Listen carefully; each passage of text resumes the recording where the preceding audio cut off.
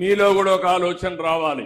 లిటిగేషన్లు పెట్టడం కావాలంటే కొంతమంది సరైన ప్రవర్తన లేకుండా ఏది వచ్చినా ఏ అభివృద్ధి వచ్చినా సహించలేని వాళ్ళు కొంతమంది ఉంటారు.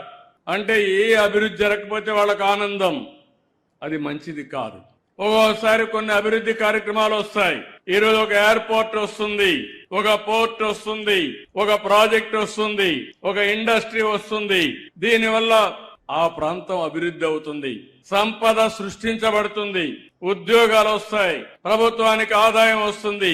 నా పక్కన కూర్చుని ఆడబిడ్డను అడిగాను, యానాది కుటుంబం నెల్లూరు జిల్లాలో తరతరాలుగా పేదరికంలో ఉండే ఏకైక కుటుంబాలు ఈ అనాది కుటుంబాలు అని చెప్పి కూడా నేను మీకు తెలియజేస్తున్నా. వాళ్ళని పైకి తెచ్చే బాధ్యత మన మీద ఉంది. ఈ రోజు మనం చూస్తున్నాం, గ్రామంలో అగ్ర కులాలు గాని ఊర్లో అందరూ బాగుంటారు.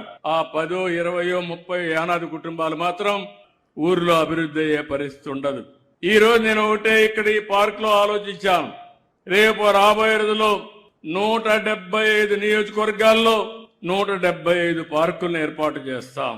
ఈ పార్కు మీరు ఒక్కసారి ఉదాహరణ చూస్తే 173 ఎకరాలు, 37 కోట్ల రూపాయలు లేఅవుట్ డెవలప్ చేయాలి.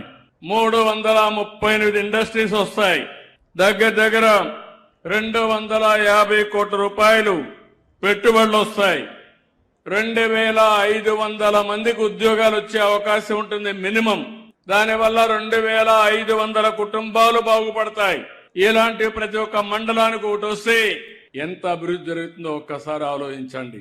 వ్యవసాయం తర్వాత ఎక్కువ ఉపాధి కల్పించే రంగం సర్వీస్ సెక్టర్ అయితే, సర్వీస్ సెక్టర్ అభివృద్ధి కావాలంటే ఇండస్ట్రీ కూడా చాలా ముఖ్యమని చెప్పి కూడా నేను మీకు తెలియజేస్తున్నా.